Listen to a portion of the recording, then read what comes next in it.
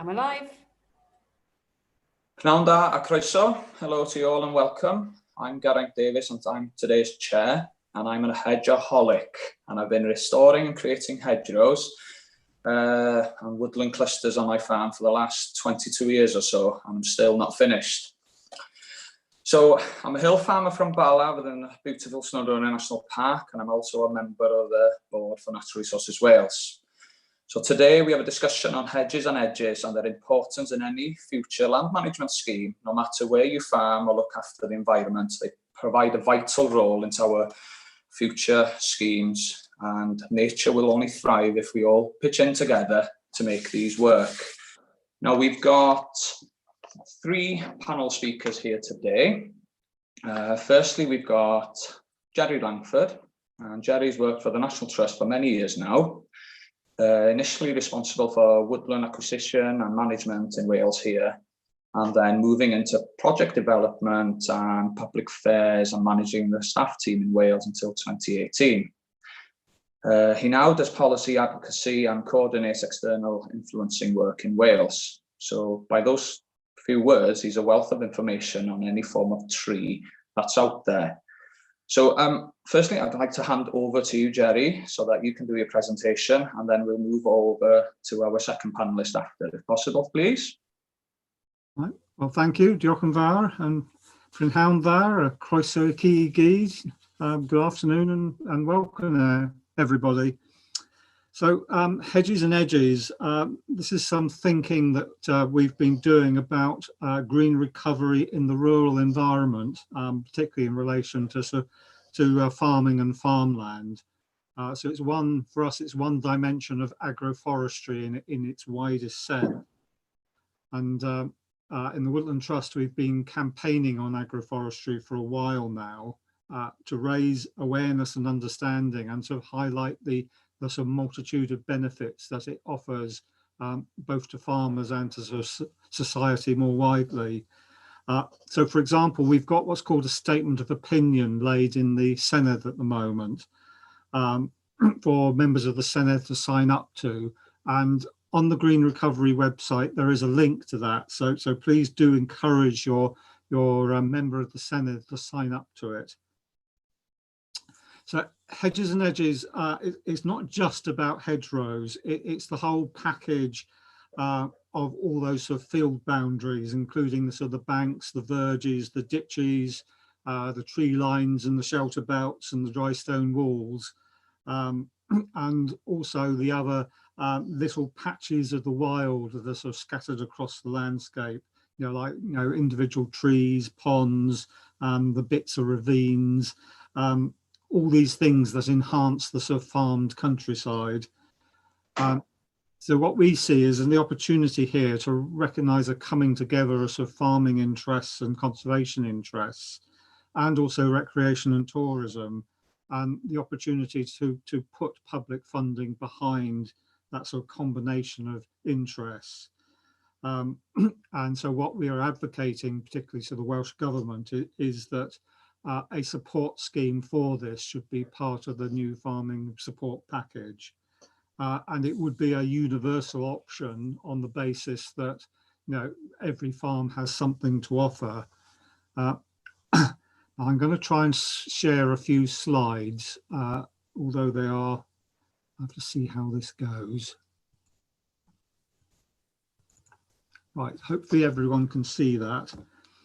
So as I was saying, this is something that offers multiple benefits and multiple beneficiaries. And this diagram is just an attempt to try and briefly summarize that.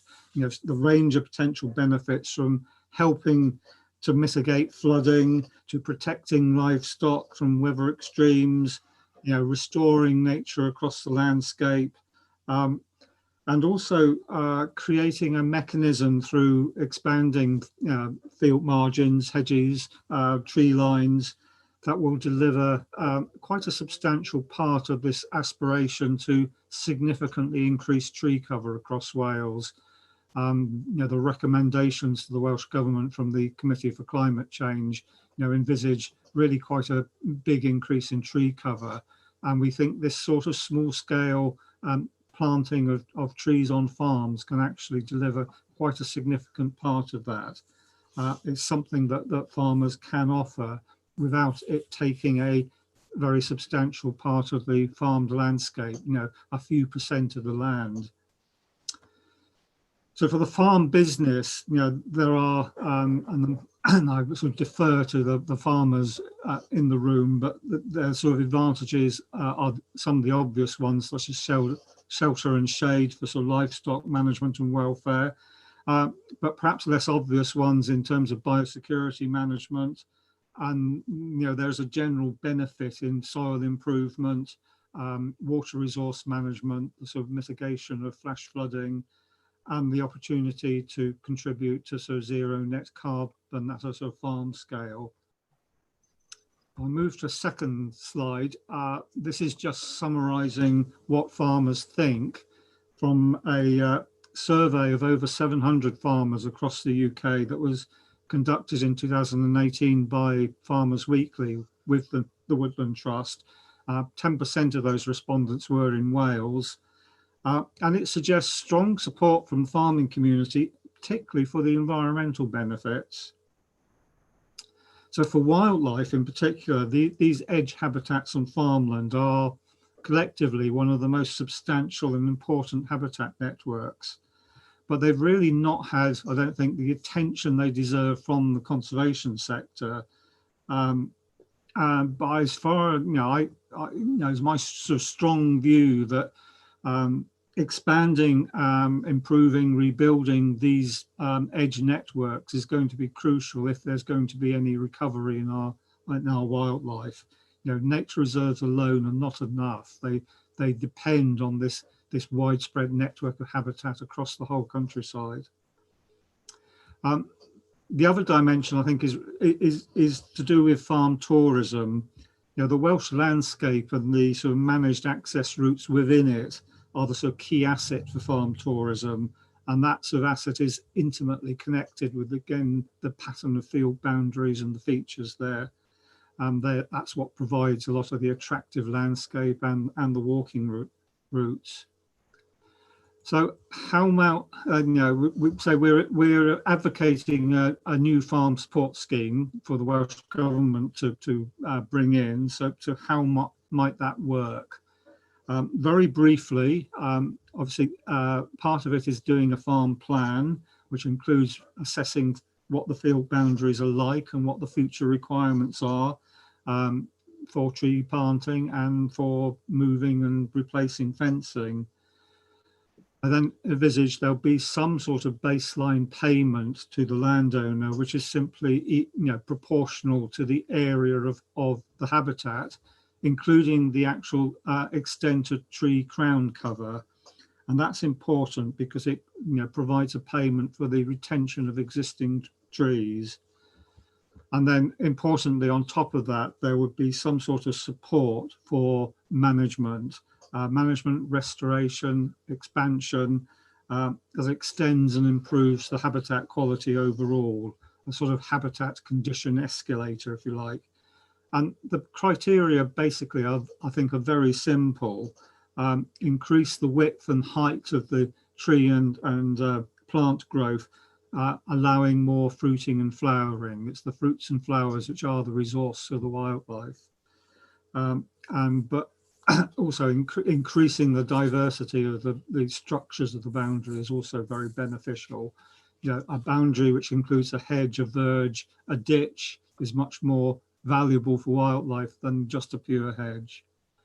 And hopefully administration and payments can be kept pretty simple, based on the easily collected information on the area covered, which is already available. And this would all provide a sort of predictable income to the farmer, which is not subject onto vagaries of markets. So to conclude, we'd very much like the Welsh Government to start looking at this, not just as a package for a future scheme that might come in 2024, but also, can something be done more quickly? So it is now, part of the post-COVID green recovery. we can only do something as a small component ourselves. We do offer a more hedges scheme. The details are on our website, but it would take the government to use public funding to do something substantial. And just finally, a photograph I took yesterday of a very nice riparian strip, which is just across the valley from where I live. And just the sort of thing that we think should be supported. So this was fenced a few years ago to keep stock out of a wet stream margin, and it's developed beautifully. Wonderful area of habitat for pollinators, for butterflies, and very attractive as well. So thank you very much. Great, thank you, Jerry. Fantastic picture to finish on, especially with all that array of different flowers and everything in there. Brilliant. So now we'll move on to our second speaker, which is Will Evans, a beef and arable farmer from Bangor and Dean, northeast Wales here. And he's farming there with his fantastic 4 little girls that we often see on social media. I'm sure he's there keeping him busy. But on top of that, he is the host of a podcast called Rock and Roll Farming, and he's been doing that since 2017.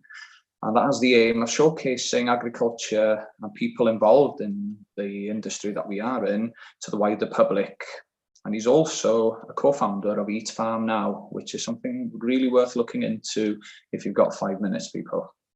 So over to you, Will, and we look forward to hearing your views on Hedges and Edges. Thank you, Garrett. Thank you, first of all, for inviting me to be on this discussion. I'm delighted to be with you today. I'll introduce myself first of all. My name's Will Evans. As Garrett said, I'm a farmer from Bangor near Wrexham in North Wales. Very much a family business. I'm in partnership with both my parents, multi-generational farm with 500-acre mixed farm with 330 beef cattle, all brought in as dairy bred calves and taken through to finishing. We also grow 340 acres of cereals and maize, and I also run a contract baling business. It's a highly productive lowland farm. We're only 60 feet above sea level. 2 main blocks of land, 2 farms. The River Dee runs straight through the 2, which has pros and cons. Pros being very fertile land. Cons being we can be very affected by floods, as we certainly were last winter. It cost us a lot of money in lost crops. Mixed farming is my passion. I believe in it as a system. We grow barley and wheat, which we feed to our cattle. We bed them down in winter with the straw, and we spread the manure they produce back on the land. We buy in as little feed as possible. Really care about the soil. We've always had the philosophy of if we look after the soil, it will look after us. And I also have an increasing interest in regenerative farming and its potential. Often find myself going down YouTube wormholes at night, looking at various regenerative farming systems. I want to just say at this point, though, that there will be a lot of farmers who've done far more for nature and the environment on their farms than I've done, and absolutely don't want to speak for other farmers here. But having said that, I am quite involved with the wider industry, several industry groups, and I also produce and host, as Garrett said, a moderately successful podcast called Rock and Roll Farming, where I talk to a different farmer or someone involved in the agricultural industry every week, which I think gives me quite a unique insight into our community. And also, I would say that despite being a multi-generational farmer, I do have an ongoing love-hate relationship with farming, and I feel very at one with many aspects of the industry and community, and have a deep-rooted passion for it, while simultaneously feeling immense frustration and sometimes embarrassment at some of the attitudes and goings on. Now, some of our practices are frankly lamentable. Now, I wrote a piece in Farmers Weekly not long ago about slurry practices and pollution incidents, and now I think it's a huge problem that we have to accept it and try to do something about it ourselves. And and not deny it exists, like a lot of farmers do. Now, despite several farmers agreeing with me, and I know Geraint did, it's fair to say that quite a few didn't either, and I got a bit of stick for it. But despite that, I stand by my comments. Water quality is not what it should be in Wales, and we can't keep using whataboutism and pointing at other industries. We can't control what they do, but we can control our own practices in industry. And I very firmly believe that as farmers, we need to look at what we do and ask ourselves what we can do better. Which is what I did a couple of years ago when I had an encounter on Twitter, on social media, with an environmentalist called Simon Phelps, really nice guy. Now, I posted what I thought was a nice picture of myself cutting hedges in the autumn. There's a nice rainbow in the background, and I thought, lovely picture. And I posted it on there, and he commented straight away that the hedge I was cutting was, I can't remember his exact words, but the tone was that it was ridiculously small and in very poor condition. Now, I've always been very proud of our hedges, so I didn't initially react too favourably. But after I'd thought about his comments, and just the way my brain works a bit, I remember going to bed that night and it sort of churning over in my brain. They did make me start to look at things differently. I started noticing when I was going around the farm, things that I maybe hadn't noticed before, hedges that could be bigger, or yes, there's a gap there that I perhaps just in the everyday rush of things hadn't even noticed. I could enhance that particular stretch of hedging. And I do think a lot of farmers are perhaps the same in the everyday rush of things and rushing around. We all lead hectic lives. Sometimes we just don't notice. So later I invited Simon on the podcast, by the way, and we had a great discussion around the subject of farmers and environmentalists and why we often misunderstand each other. But it was very worthwhile as I got to point out some of the issues that we face as farmers around hedges that he wasn't particularly aware of. Now, I'm absolutely not going to make a list of excuses here. I'm not that kind of farmer. I'm not that kind of man. But I do think it's important that if we're going to get a majority of farmers and landowners on board with the Hedges and Edges scheme, and I hope we can do, we have to listen to the barriers that they often face and some of the reasons that they might have for not wanting to take part in this scheme. And I think throughout the whole of society over the last few years, there's been very obviously a lack of willingness to listen to other people's concerns, and it's very easy to casually dismiss things that we may not agree with. So on our farm, we have several miles of hedges. In the 70s, when lots of hedges were being pulled out, quite a lot of our neighbours did pull their hedges out and still have a huge lack of them. But my grandfather wouldn't even entertain the idea. He was quite an environmentalist in his way, although he wouldn't have recognised that word. So he didn't do that. So we have a lot of hedges to maintain. But unlike when my granddad was around, and I think he employed 3 men on 180 acres, now there's just my dad and I. So there's a huge cost involved in maintaining them. It takes a lot of time. It's the cost of fuel, machinery depreciation, and there are a lot of farmers out there who do like to keep hedges small to reduce cost. I'm obviously not saying that's right, by the way, but I'm saying that's, if you talk to a lot of farmers, that's what they would say. Sometimes we have very small windows of time to maintain them as we follow one crop with another fairly quickly, especially in recent years. We've tried to grow more cover crops, things like that. As I mentioned, we have very bad flooding here. Quite a difficulty in getting new hedges established in some of our lower fields. So certainly the volume of water we're getting now and the amount of floods, we've tried to fence off the river and things before, and the fences just wash away every year. The river just lifts them out of the ground and washes them away. So I'm not quite sure how we overcome that in terms of new hedges in our lower fields. This is also a dairy farming area. A lot of our neighbouring farms are dairy farms. So some of the practical reasons they might have for keeping hedges low, and I know this is true because I speak to them and ask them about it, and often they like to keep hedges low because they might notice a cow bulling in the next field, or maybe one that's lame or something like that. And it's easy to dismiss that and say, okay, well, it's a trade-off, and it is. But it does count towards the profitability of a farm, especially when margins are tight. So those are some of the reasons that farmers that we've got to overcome. Now, despite these things, I did plant a new hedge this winter on the Moor Hedges scheme, as Jerry mentioned, 300 meters of new hedge. It was a great long straight line, and it linked two small pieces of woodland. So it's brilliant. I'm so pleased with it. It's going to be an awesome wildlife corridor. So I think it was 75% of the cost of the hedge plants and trees that we got flat. So it only cost us about 440 quid plus VAT. But we still had to pay a contractor to plant the hedge because we're busy. It was only me and my dad, and we didn't have time to do it. I am hoping to do some planting of new hedges this winter if I can. We have fenced one side off because that side is in grass at the moment. The other side's in barley, so I haven't done that yet. We combined that yesterday, so now there will be grass going on that very soon. We'll be reseeding that this winter, and we're going to need to fence the other side. And the total cost of the fencing will be somewhere in the region of £4,000. Now, despite this, very, very happy to do it.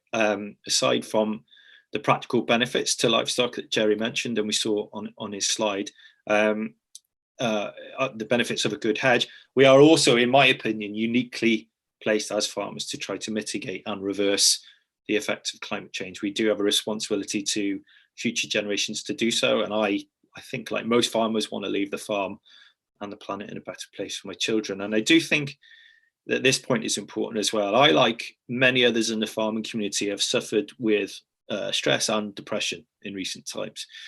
Now, it's well documented the problems that we have with this, but planting this hedge, and this may sound silly to some, I hope it doesn't, but it's been an absolute joy for me, seeing it grow, feeling like I'm doing something positive for nature and the planet.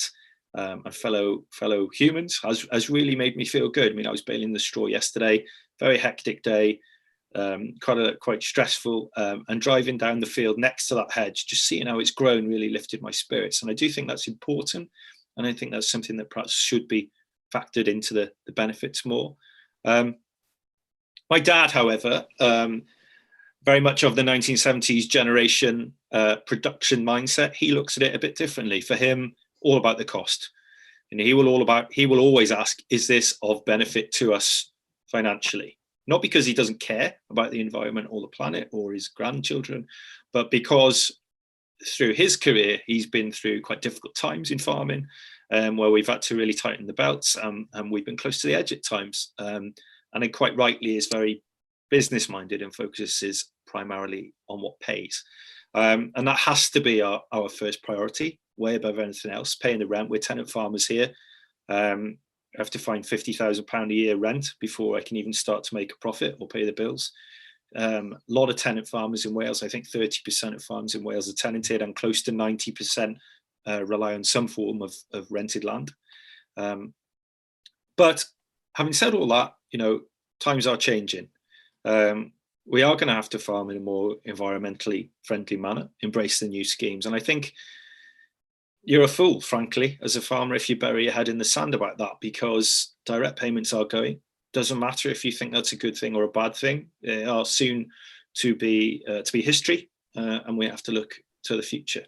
Which brings me on to Hedges and Edges. I'm sorry, I'm conscious I'm probably running a bit over time. I'll try to wrap this up. But, okay. One of the reasons why I think this scheme is a no-brainer is that it isn't revolutionary.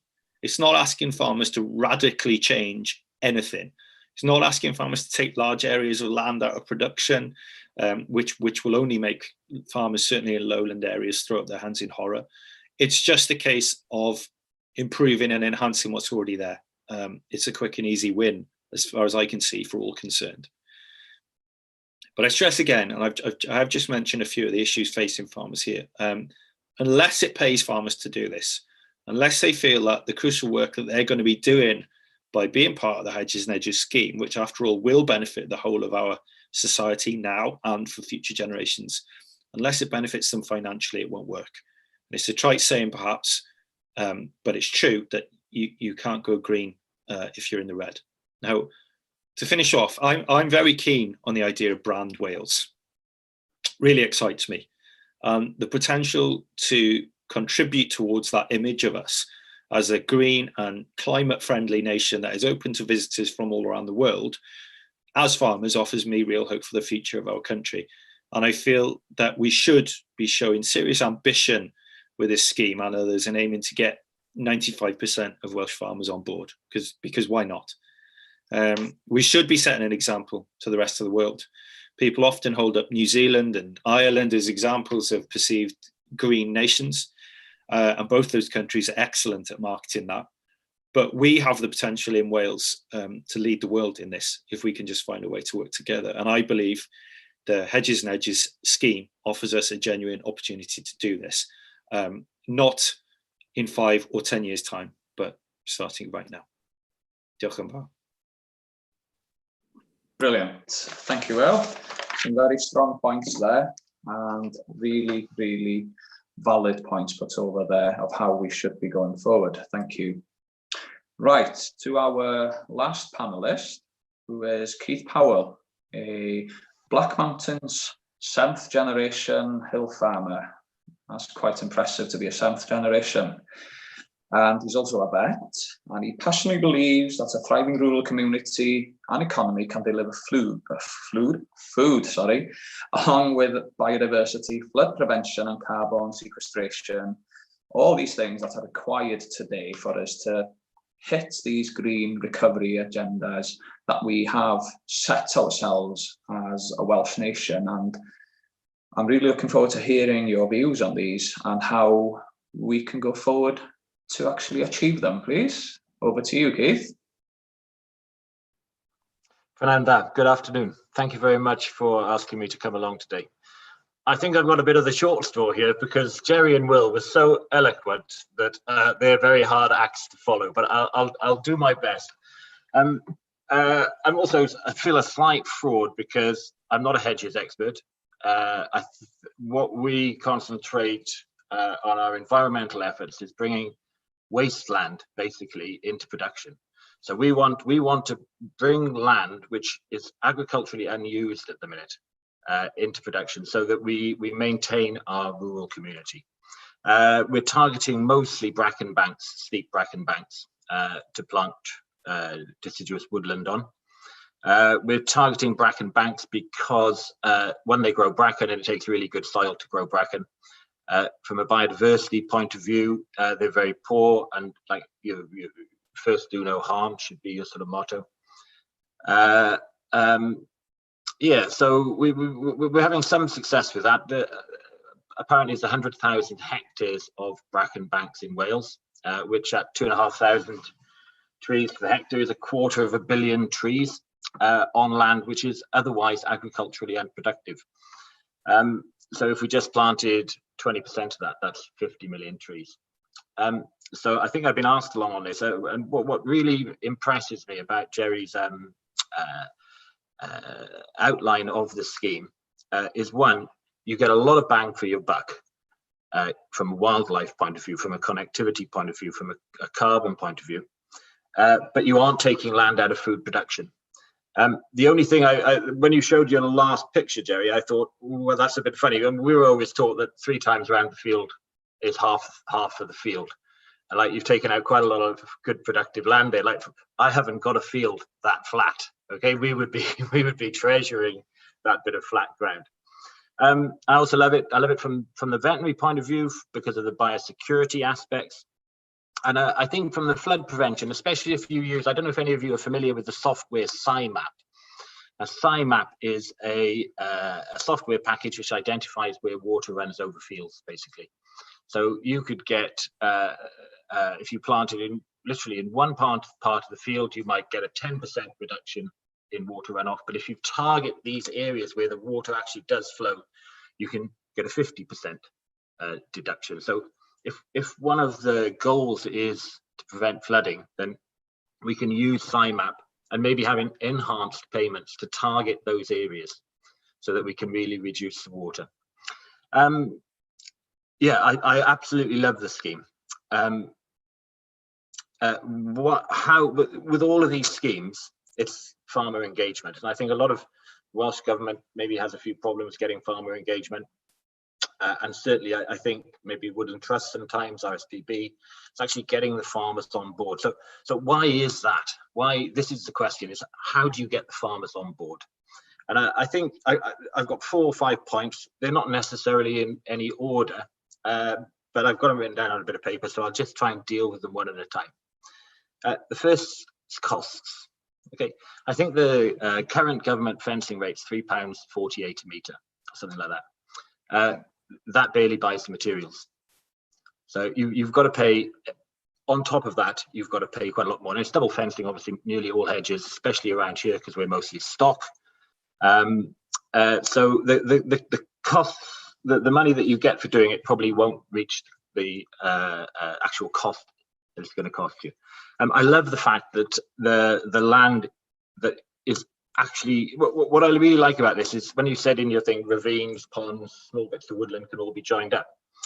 At the minute, as far as I understand it, if you've got woodland, if you're a farmer who's responsibly for generations looked after a patch of woodland, you're actually penalised for that under the basic payment scheme, because if you've got more than 80 trees per hectare, that land is taken out of the scheme. And I think this recognises that tree cover is a really good thing, and that land will come under the payment scheme. So you're going to encourage retention of that sort of woodland. I think with the biomass scheme and that 80 trees per hectare thing, we almost had a hostile environment in the Welsh payment industry, the Welsh cap system against trees. So I think we need to recognise that, and I think this does recognise that the tree cover is something that we benefit from, and you should be paid for. The second point I came up with is, what are we going to be allowed to plant? Okay,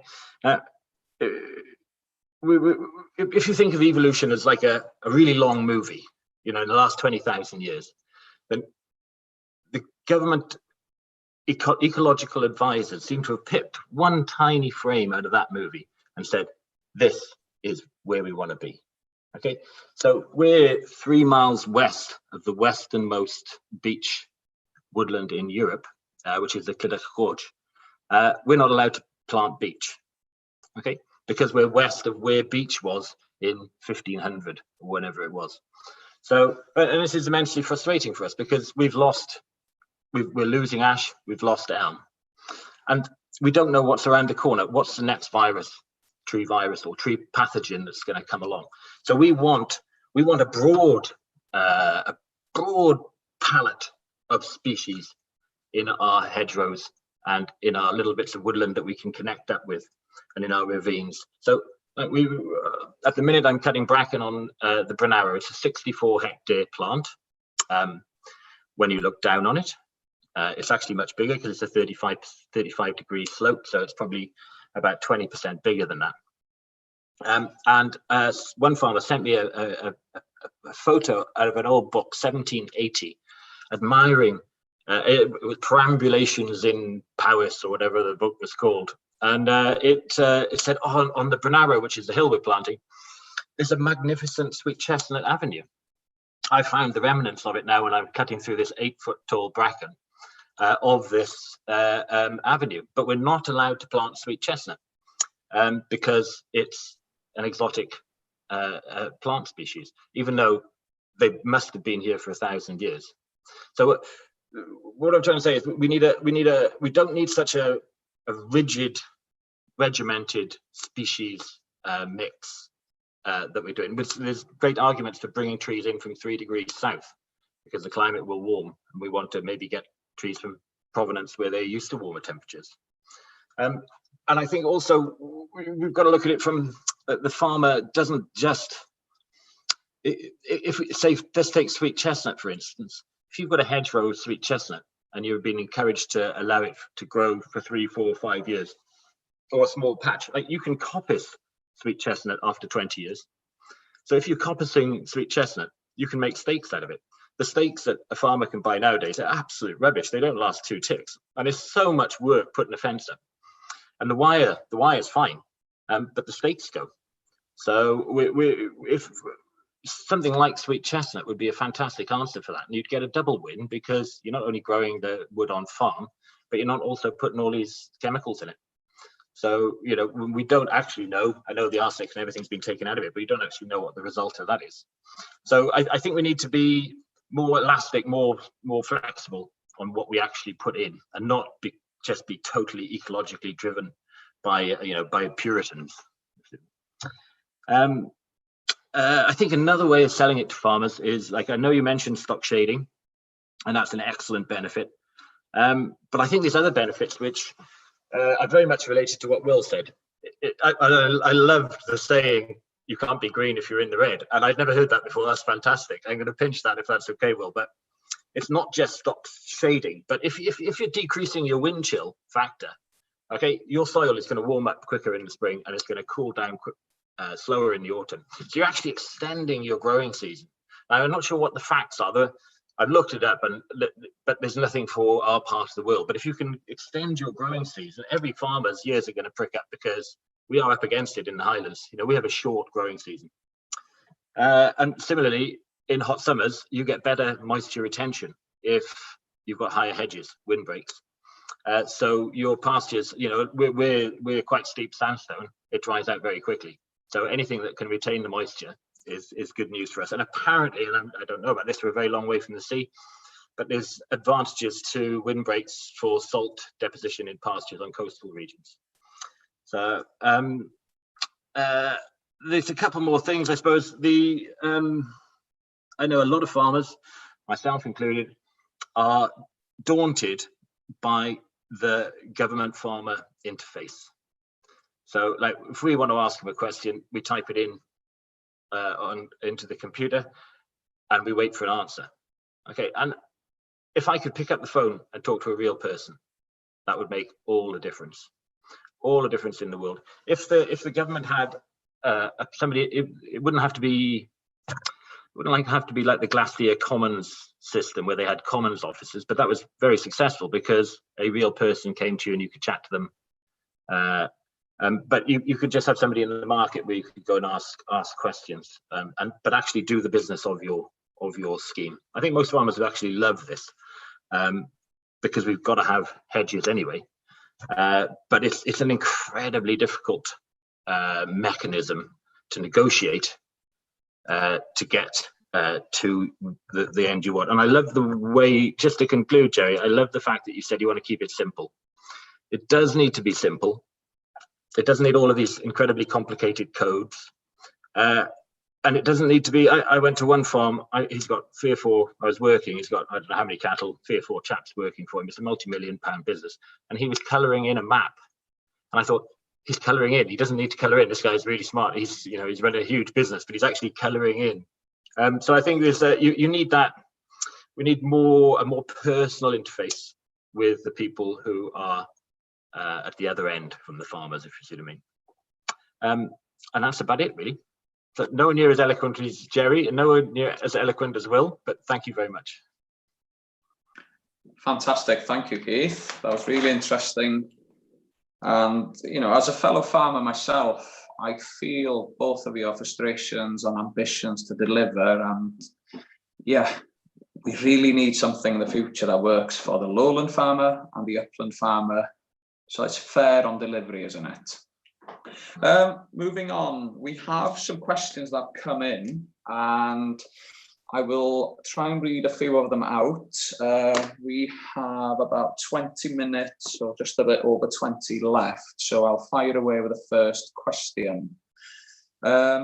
During the Beast from the East, snow falls, we were away from home, and our eventful journey home became obvious and impact hedges on the drifting of snow, and therefore the passability of roads. It struck me that paying farmers to plant hedges, apart from the obvious welding benefits, would actually save money on clearing rural roads of snow.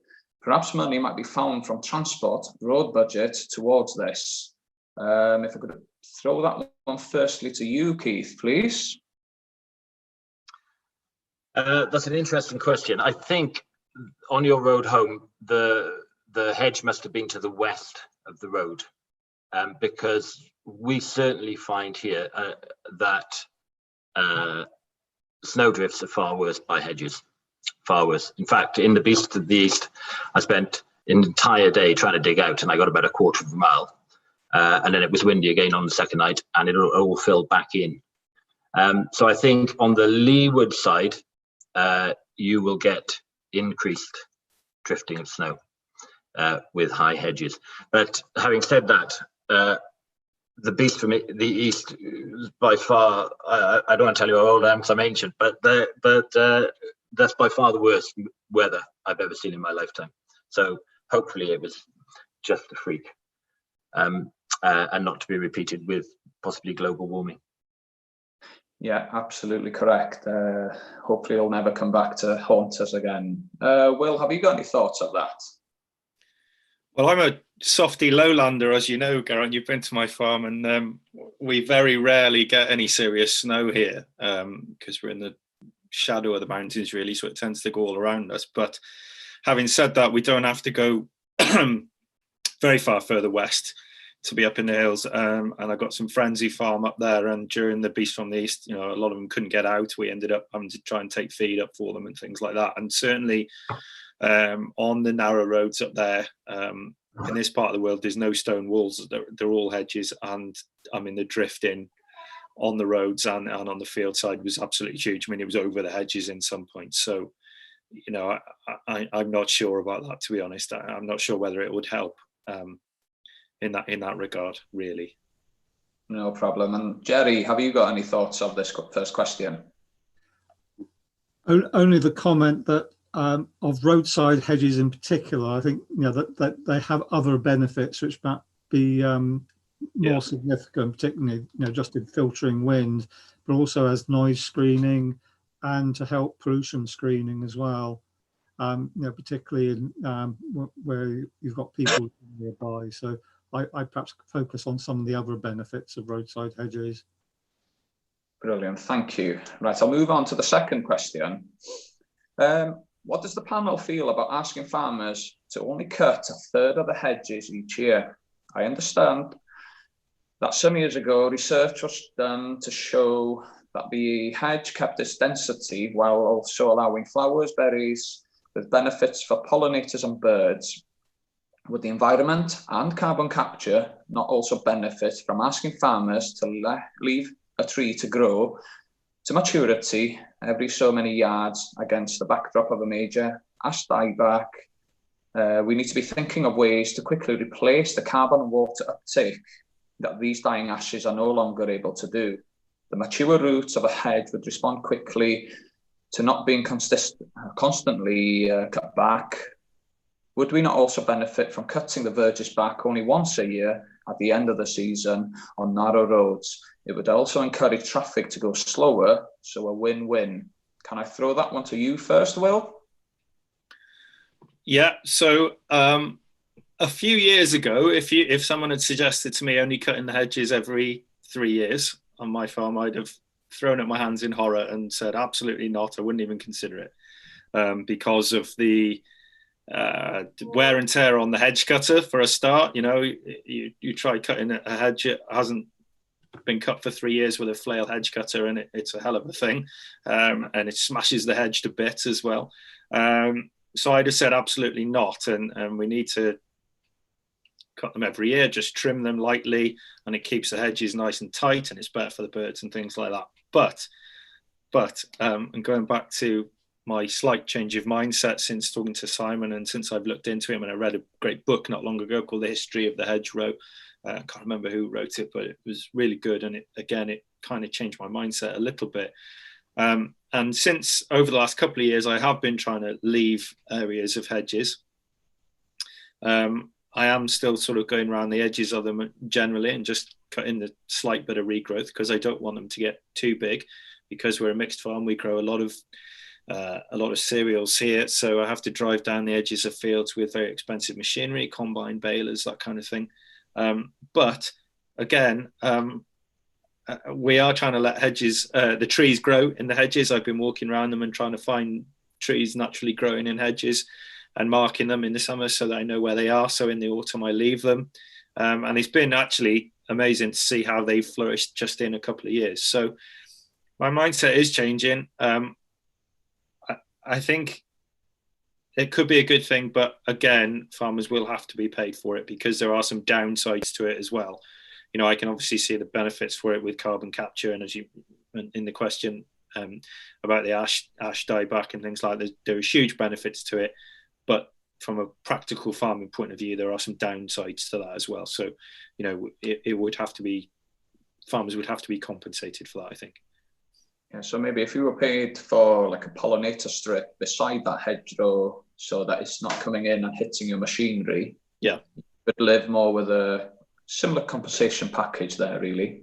Yes, and I mean, I go back to I mentioned before, we're a tenant farmer, and something I didn't mention at the start was I've never been able to get in an environmental scheme because of some of our tenancy restrictions. Not one. I've never been able to get in any of them. I've always tried, and I hope that with the new ag bill and the new schemes that are coming in, I can get in one. And yes, certainly as part of that, I would consider it. But you know, in the past, because we haven't been able to do anything like that, it hasn't worked for me. That's you know, that's a very good point, isn't it? It's such a shame because you, as a recipient of BPS, you've had 15% modulation, the same as everyone else. Mm-hmm. Yeah. And for like myself, I've been able to get into them without having to do much work at all to be in a scheme. So the unfair balance there is quite clear to see, isn't it? Mm-hmm. Sorry, Keith, would you be able to put your thoughts on leaving a third of the hedge every year, please?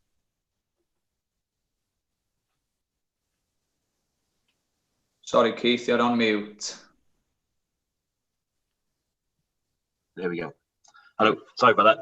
I'm not familiar with that piece of research. It does sound, until Will said the wear and tear on the hedge cut, I thought it sounded quite attractive. You don't have to, you only have to do a third of the work every year.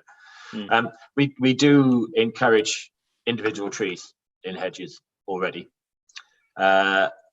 because they grow fast. You can cut, and you've got a good source. It's a great source of firewood out of a hedge if you let it go up. But other than that, nothing to add to what Will said. Thank you. And Jerry? I just mentioned that one of the principles, if you can allow the sort of hedges to relax a bit so that there is more opportunity for flowering and fruiting, that's a very useful guide for sort of timing and when the cutting is. And particularly, we see verges being cut very tightly in May before plants are finished flowering, and that's a shame. Just amending practices like that could make quite a big difference. The other thing I mentioned is I've heard, I've seen described quite an interesting new technique of some mechanised hedge laying, which has been tried out in North Wales among other places. So there's some possibly opportunities for some innovation in all this. Good, thank you. I'm conscious that we are running out of time, so I'll move on to the next question quickly. I'm going to throw this one to you first, Jeremy. Is Welsh Government looking to support farmers in the planting of hedgerows, especially in areas where urban development is so tight? The planting of urban trees would not be enough to counteract the effects of pollution. Well, the Welsh Government does have a very strong planning policy of encouraging more what's called green infrastructure. So that certainly would include trees, hedges, and various other sorts of vegetation, particularly in urban areas. There are really important benefits for health and well-being, pollution mitigation, to recreation from that. So certainly, there are some schemes particularly available for local authorities to encourage that. But I think again, that's another opportunity for a real push on the green recovery, particularly over the next 12 months when, during the pandemic, we've seen people realise how important, sort of local attractive recreational opportunities are. So yes, I think there's a really important point there that deserves really quite a rapid and substantial response. Good, thank you. And then, Will, have you got any comment on that, or?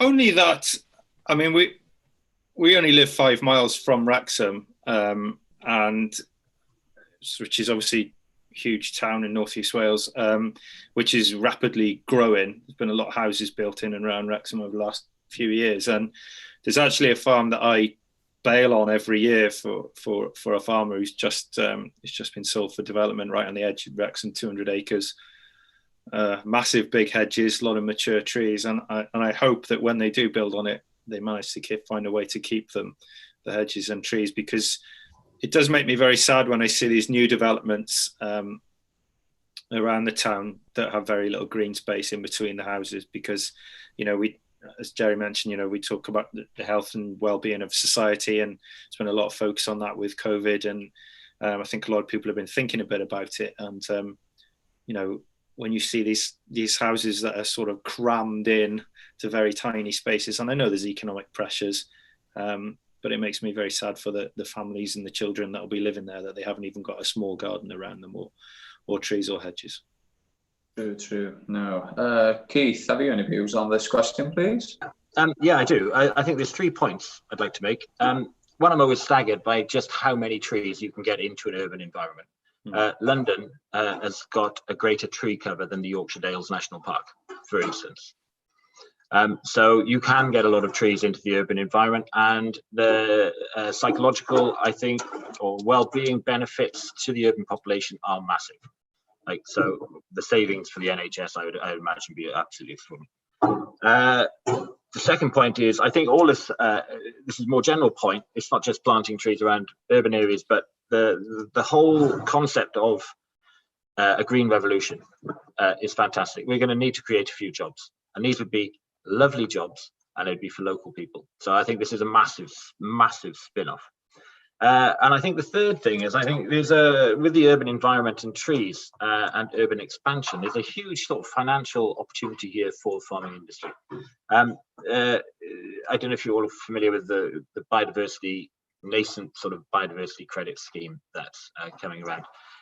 It's not in Wales yet, but it is in England. So if, for instance, you're a developer in England and you cut down, I think it's 100 square meters of ancient woodland, so that's 10 meters by 10 meters. They have to fund one biodiversity credit, which I think is at 40,000 quid. So with that 40,000 quid, if farmers can get together and flog the biodiversity benefits from the hedgerows and hedgerows, there's another income stream here, not just the government scheme to help for the creation of these hedges, not just then bringing land that before was excluded from the basic payment scheme into the basic payment scheme, but also there are benefits here that you could sell. So everybody's familiar with carbon credits, but this biodiversity credit thing I think is really interesting, and it's something that we could scientifically measure. On the hill I was telling you about before, we've done 6 linear transects across there to measure the biodiversity that's there before we start, and then we can measure it again in 5 years, 10 years, 15 years, and we can actually prove that scientifically, objectively show what the biodiversity benefits are. Unfortunately, Wales is a bit behind on this, so I don't think the Welsh planning is anywhere near this stage yet. In England, they have to replace that biodiversity cost that they've incurred with their development with equal biodiversity gains somewhere else, but it has to be in England. It can't be in Wales because we're devolved. So I think we need a similar scheme. I think if we can get something into the planning where there is a biodiversity cost for developers, and they are then obliged to purchase biodiversity gains, we can supply those with our hedges and edges. Great, thank you. I'm going to go to some questions that are coming in live, and this one will come to you, Keith. Mary Fowler asked, isn't bracken an important habitat for marsh fertility, and planting trees, are we going to be affecting their habitat? Yes, it is. Yes, you're absolutely right. I think there's 2 species. We're planting 64 hectares next to a 28,000 hectare common. It's been incredibly carefully designed, this particular plant. So the coica, or the freeth, is being enhanced, maintained. We're only doing a third of the hill, so there's absolutely stacks of bracken left. We've taken out ornithological studies so that we don't disturb any ground nesting birds. We've consulted everybody from the Ramblers, Bug Life, the British Horse Society, Open Spaces Society, Local Access Forum, Brecon Beacons National Park. We've taken all of these, the wildlife trusts, and we've got everybody in on this particular project and said, look, how, whatever you do, there's going to be an impact. How can we minimize that impact? What's your, yeah, we understand your concern, but how can we go forward? And we've taken every single, not one organization has left the table unsatisfied. So yes, there is biodiversity which is fond of bracken banks. It's a few butterflies and the sheep tick mainly, and a stone chat, wind chat, the bird. But we've taken all that into consideration, and we think the biodiversity gains, and considering we live in an ocean of bracken, 100,000 hectares, 5% of Wales, increasing by 3% a year, that we need more woodland, we need more carbon sequestration, we need more water management, and we need more diverse biodiversity. This particular plant actually links the National Nature Reserve to several other areas of ancient woodland. So, you know, I think it's been, we've thought it through, and we've consulted with as many people as we can possibly get our hands on. And to tell you the honest truth, I haven't seen any butterflies, very, very few.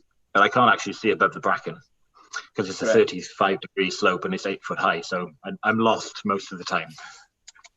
Okay, well, thanks for that answer. I'll move on. A question for Will here from Popcod. In my conversation with farmers, I'm given the impression that it is believed that a good edge is a way off point. How do we change the view of what constitutes a good hedge? Yeah, I'd agree with that actually, and even myself, as I say, I'm on a bit of a learning journey with this. But as a sort of lowland mixed farm, I would have always kept the hedges sort of fairly low, quite square. Certainly, I was brought up in that way. That's the way my dad taught me to do it. And I think of that, a lot of farmers of that generation, I don't want to generalize at all, but were brought up like that. And clearly, as I mentioned earlier, a lot of them were even pulled out. I go on a mix of farms with the baling. Certainly at this time of year, I go on some farms where the habitat is incredible. Like they're perhaps not even in any schemes, but they've just got lots of banks, lots of small woodland, lots of trees. You know, they're just farming in that way. They like to do it. They like to walk across their farm at night and see it, and it looks great. I go on other farms where it's the exact opposite, to be honest. The hedges are battered, they're all gappy.